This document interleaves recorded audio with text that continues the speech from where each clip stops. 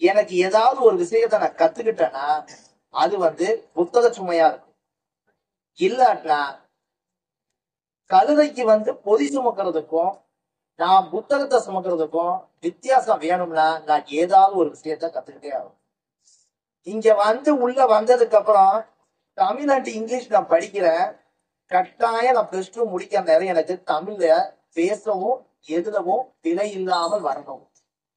ஆங்கிலமா இருந்தாலும் பேசுறதுக்கும் எழுதுறதுக்கும் பிழை இல்லாமல் வரும். நான் மேத்ஸ் படிக்கேன், சயின்ஸ் படிக்கேன், physics, chemistry, botany, zoology, microbiology எல்லாமே படிக்கிறேன். அதுக்கடுத்து என்னதுன்னு கேட்டீங்கன்னா காமர்ஸ், அக்கௌண்டன்சி, எக்கனாமிக்ஸ் படிக்கேன், பிசினஸ் மேத்ஸ் படிக்கேன்.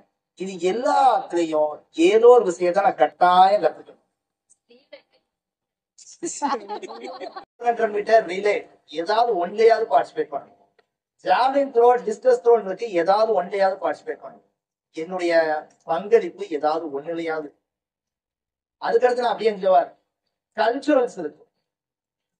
டான்ஸ் ஆட வைக்காங்க, பாட்டு பாட வைக்காங்க, கட்டுரை போட்டி வைக்காங்க, ஓவிய போட்டி வைக்காங்க, ஏதாவது ஒன்னுலையாவது என்னுடைய பார்ட்டிசிபேஷன். எக்ஸ்ட்ரா கரிக்குலர் ஆக்டிவிட்டிஸ் ஒண்ணு சொல்லித்தராங்க.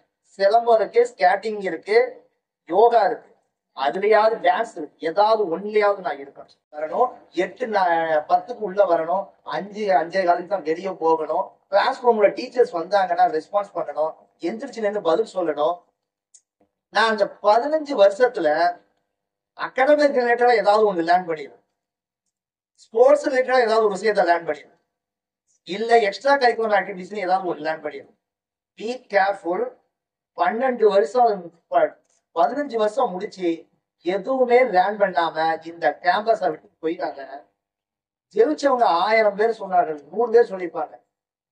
தோத்து போனவங்க ஆயிரக்கணக்கான பேர் இருக்காங்க. பள்ளிக்கூடத்துல எதையுமே கத்துக்காங்க. Be careful.